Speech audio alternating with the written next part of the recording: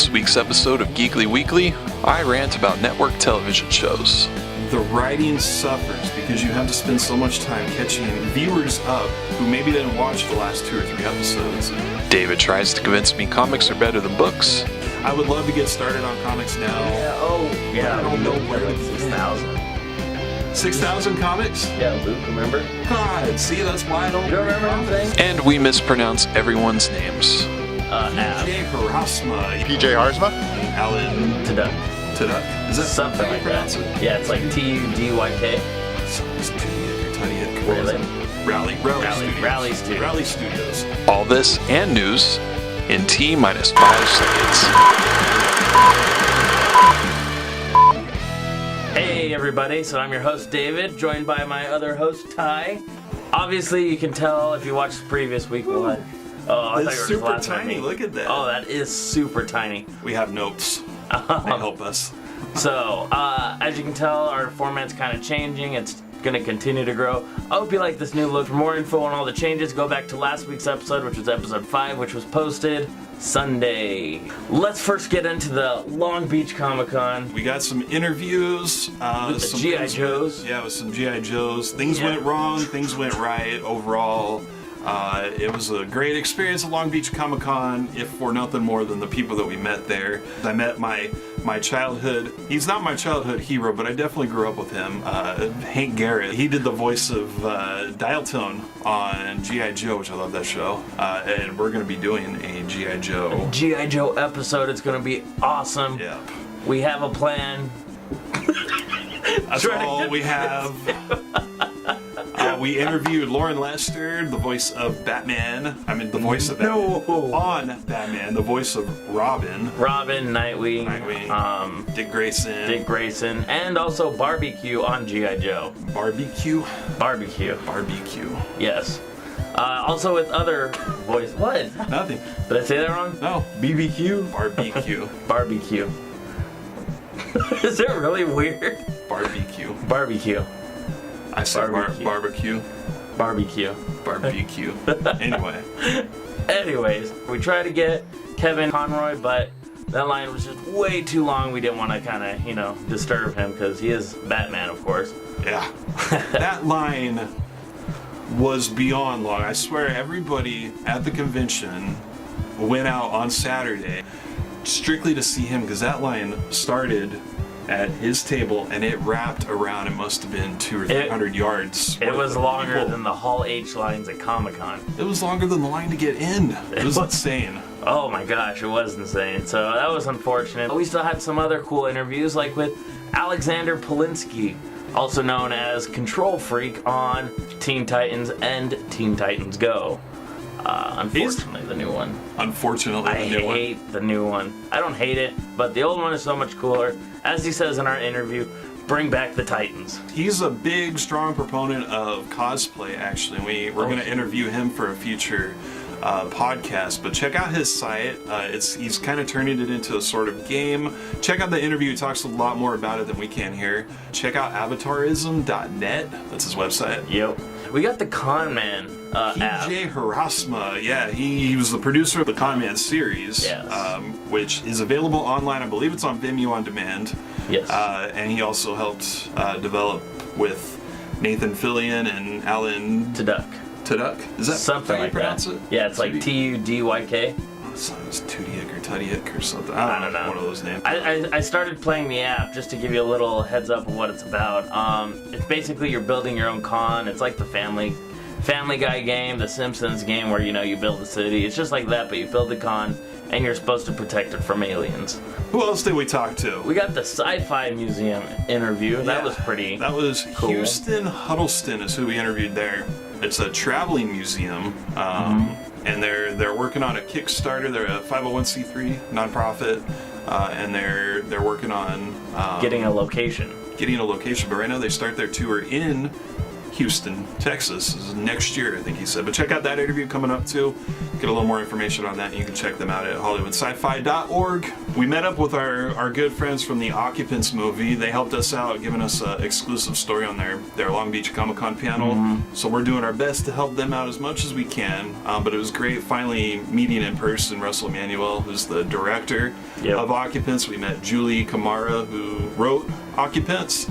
And then we met one of the actors. He provided more inspiration. He's part of the comic book tie-in. And a voice. And a voice, yeah. Timothy Lee Conley. The movie sounds super interesting. The panel was hilarious to go to. Super looking forward. If you're interested, this Friday, September 23rd at 9:05, they will be having a screening at the Downtown LA Film Festival at Regal Live. And then also Shriek Fest, October 7th at 8:45 p.m. at the Raleigh Studios. Raleigh Studios. Great news for the cast and crew. I mean, not only were they an official selection at the film festival on Friday, but they also are in the top 5 categories for winning Best Picture at the Shriek Fest Film Festival. So congratulations there. We wish you all the best. Yep. Check them out at occupantsthemovie.com. All right, on to some really cool news. The Batman suit. That was just, not just released, about a week ago it was released. It's been circulating a lot about speculation and is this really cool or not? As you see in the picture, the setting I'm going to first start off with, it kind of looks like it's going to be in the Flying Fox. The jet that has been teased in Batman v Superman. It's going to be teased in Justice League. Looking forward to finally seeing what all the fuss is about the Flying Fox, because it's been everywhere. Also, that Deathstroke scene that Ben Affleck teased took place in the Flying Fox, so yeah. I wonder if it's going to have a pivotal role. It's the first we're seeing it in the cinematic version of any Batman movie. They're saying that the Fox comes from Morgan Freeman's character from the previous one, you know? Really? Yeah, Lucius Fox. Oh, that's interesting. How big is that ship anyway? Because in that picture, it looks huge. I have no idea. I mean, I thought it was a warehouse, but everyone else is saying, no, look at this and this and this and this. It's got to be the Flying Fox. Honestly, I was big into the comic books, but I don't even remember the Flying Fox in the comic books. But I've just been seeing it everywhere. If you look on the screens in Batman's Batcave, you see Flying Fox and the jet and the size and all the proportions. You see that on the trailers for the Justice League. You see that in Batman vs. Superman. And then now you're seeing it on the 2 teasers that they've released, so. Wow, we got some super sleuths on the internet. Yeah. About all these minor details. It's great. I'm glad somebody does, so that way we can report on it. Yeah. We don't have to do the hard work. Hey, check out that Batman suit, though. There's a lot of talk going around that it's really reminiscent of Night Owl from Watchmen. I think also so. a Zack Snyder property, and I can see it. It's got the sleek eyes and the color of the suit, although that's a dimly lit scene. I mean, even sort of the color of the suit. And I always thought Night Owl looked like Batman, and I thought there might be some inspiration, or maybe it was deliberately done that way. I don't know if he was unimaginative or saving money on concept design, or hell, they just took he the just suit. liked the way it looked. I mean, it looks cool. No, it does look cool, but I mean, it's not different though. I should say.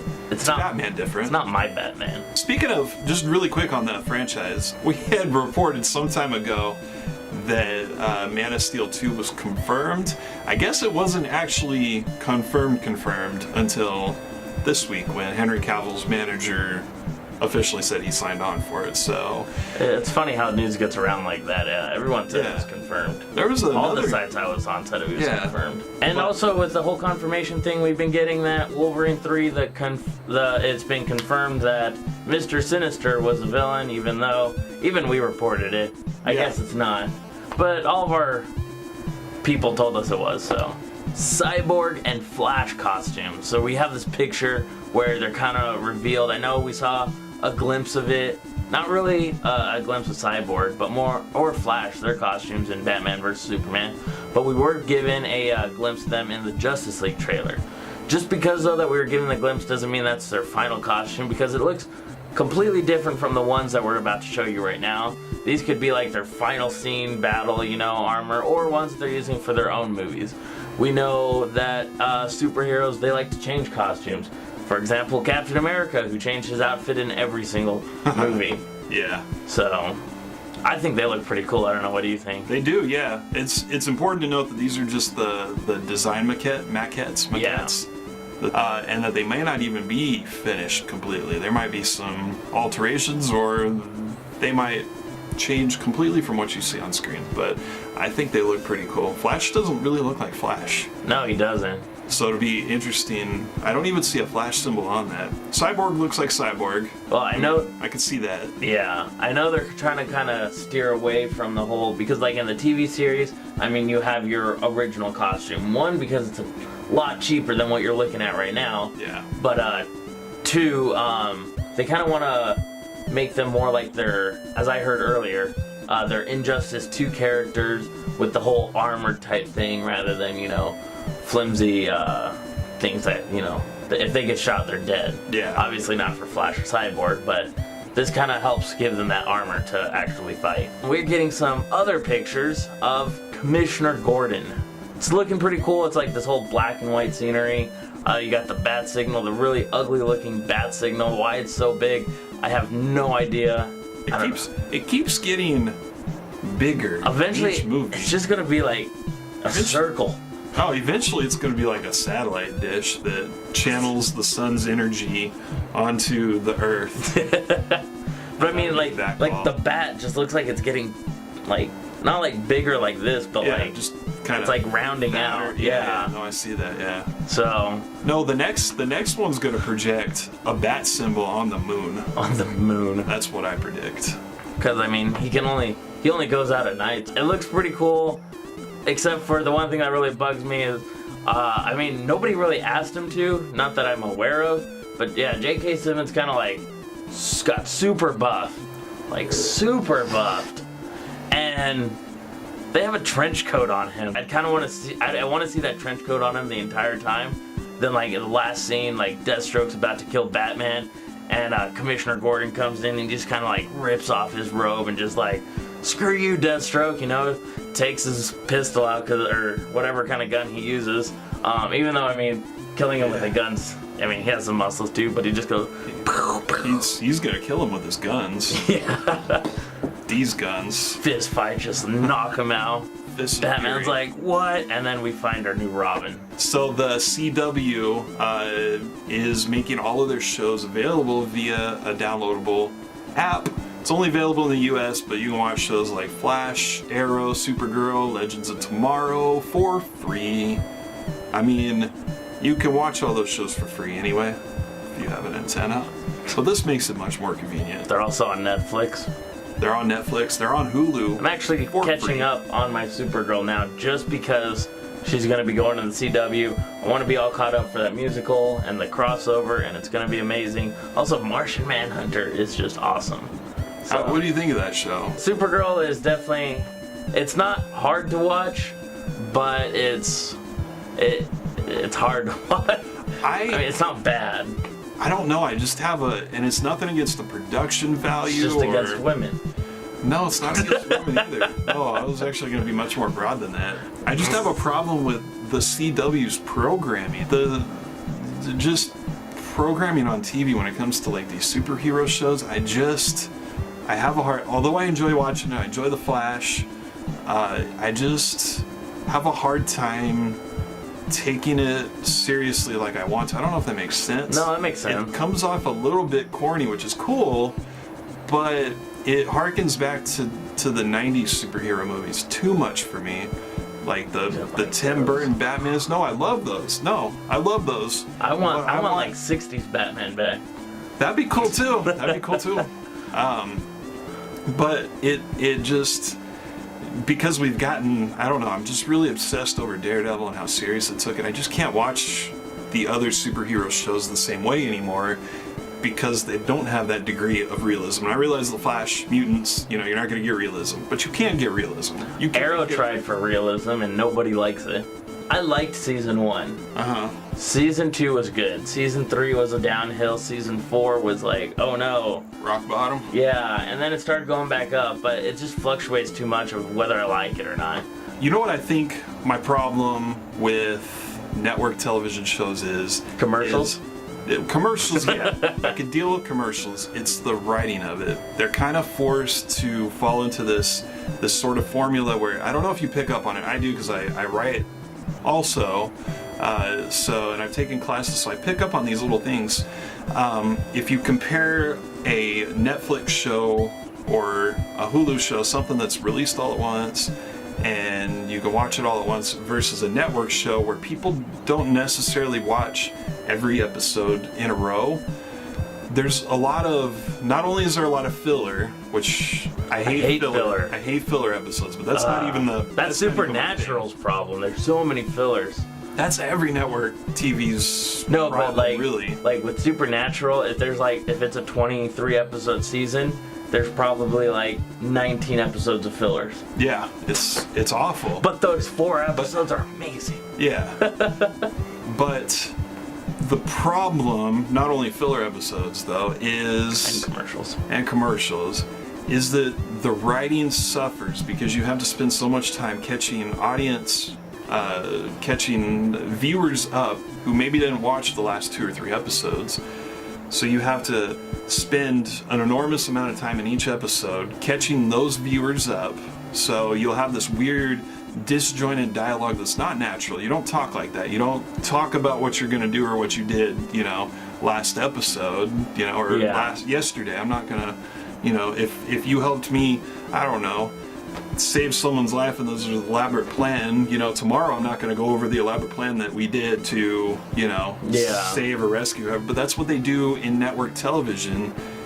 And because they have to catch viewers up. And also they gotta end on the cliffhangers. I hate that. Not all Netflix shows end on cliffhangers because it's like, oh well, the next episode's right there. They can watch it. If you catch it, they're not major cliffhangers, but they definitely do. Do you not watch The Flash? They're always major. No, I'm talking Netflix shows. Oh yeah. Every episode, almost always ends in some kind of cliffhanger. Might not be a major cliffhanger like The Flash or other They're like shows. Huge, I get for season finales because you want them to come back for season 3, but not even mid-season. On episode 3, they'll be like, oh no, your mom's alive, and it's like, what? And then you gotta, it just bugs me. There's a lot to. That's why I have such a hard time watching network television for all those reasons. I don't know. Yeah, but like that cliffhanger, you gotta wait a week to get there. Yeah. Netflix, it's like, okay, next episode. Yeah. Boom. But those cliffhangers, that's what keeps you coming back, every week. They have to have those major cliffhangers or they're gonna lose viewers. And it might not even have to deal with the next episode. No, yeah, it might not. It might feel like 8 episodes in. Yeah, you might not get a resolution to that cliffhanger till the end of the season, but they still throw it in there. What was just released 2 hours ago were the posters for the new Power Rangers movie, and it looks awesome. We're getting teased at the Zords. They're gonna release more as they teased on Instagram at the New York Comic-Con, but we got 5 posters of all of them, on their big machine, posing. They're all tiny, but the machines look cool. I don't know, did you get to see it? I did, yeah. No. I'm getting more and more excited for this new Power Rangers film. I remember, some years ago, fairly recently in terms of my life, internet time. Many years ago, but fairly recently. Yeah. They released that fan film for Power Rangers. It was just the concept, just a fun thing to do. It had James Vanderbeek in it. Dawson's Creek. And it looked awesome. Lucasfilm is the only cool people I know. Yeah. They're like, oh yeah, do all the ones, but then all the other ones, no, pull that down. Even Star Trek. Star Trek is only starting to just because of why can I not remember? J.J. Abrams. J.J. Abrams, yeah. James. He's probably taken a no. He's actually fought Paramount. No, let's keep these up. Yeah. Well, he's probably taken a note from the Star Wars crowd. Yeah. Look at it. They have yearly awards competitions for Star Wars fan films. I have a great idea. I want to submit to one. I've got to film it, and it hasn't been done before, and it's a good idea. And I want to do the whole like Luke hand thing getting cut off. I want to do that one. Luke hand thing getting cut off. Yeah, remember when Darth Vader cut off his hand? It fell to the bottom of Cloud City and someone found it and they put it in this jar and they're like, they made a clone and then now you have evil Luke. And then evil Luke and Jedi Luke fight. I could get on board with that. You never read that comic? Oh my god, comics. Comics and me don't just. Well, I say comic, it might have been a book. I don't know. Books mix, but I haven't read that book. Yeah, that's awesome. I don't know what it is with me in comics. I've just never. And I grew up and I had this huge collection. It's just easier to read. There's pictures. I think that's my problem. I don't know. They're just kind of. I don't know. I just don't like comics. I think it's probably because there's too many of them for me to try to keep up on, and I would love to get started on comics now. Yeah. But I don't know where to begin. 6,000. 6,000 comics? Yeah, Luke, remember? God, see, that's why I don't read read remember comics. him saying that? No, I don't. Oh, that's why I don't read comics. There's too many of them. You just pick up one and it's like, but then it leaves off, and I want to read the next one, and the next one, and then you find yourself having 43,000 comics in your house. I don't know how you guys do it. I respect comic book collectors immensely, and comic book readers, and people who know comics from like start to finish, and they know all the universes. No one knows every universe. I can guarantee you that. There was just too many times where time was changed or a character was different, or you have one superhero that's 10,000 different people, like Ghost Rider, who was on Agents of S.H.I.E.L.D. on Tuesday. Like, there's 4 different Ghost Riders. It's hard to keep up with them all. Maybe nobody knows all the universes, but everybody knows more about the universes than I do. If we took everybody and probably just like brought them together, then we would be able to actually know the entire. Not even Stan Lee knows everything from his Marvel comics. Oh, because man. it's just so much. It's like there's this road, but then this road goes off, and then that road goes into more, and it's crazy. It's just intense. Also coming out soon, hopefully, they've been teasing this forever. Spawn. Todd McFarlane has been teasing this forever. The teasing continues because no one's picked up the rights. He's still writing the script. He finished a draft and he's going through revisions now. So it could still be a good couple of years out before we get a Spawn movie. But concepts of it, which the concepts look cool. What he says, he said it's not going to be a guy in a rubber suit like the 90 whatever version. Ghostly, which he also did. Yeah. This isn't a sequel, right? This isn't a sequel. This isn't a spin-off. This isn't whatever you can make of it. It's a full-on remake. It's a whole remake, which this one I'm behind. I never was a huge fan of the original rubber-suited Spawn. On Geeking Out, Tiffany Smith talked to Todd McFarlane about the upcoming movie, and here's what he had to say. The simple answer is yes. It will be a dark, R-rated, scary, badass sort of script. He also told her that the world's going to be real, except for one thing that's going to move. And that you're never going to see a dude in a rubber suit. Back in February, McFarlane also spoke to comicbook.com, and he had this to say. In the background, there's this thing moving, this boogeyman. That boogeyman just happens to be something that you and I intellectually know is Spawn. Will he look like he did in the first movie? No. Will he have a supervillain he fights? No. He's going to be the Spectre, the ghost. Does Todd McFarlane even know what this movie's going to be about? No. Who knows? But I'm excited for it. I am too. It's going to be cool. Not knowing comic books aside, again, I've gone into every comic book movie, not really with too much background. The only real background I have, my comic book collection consists of X-Men and it's spotty. So I have a little X-Men knowledge, but even that I went into kind of blind.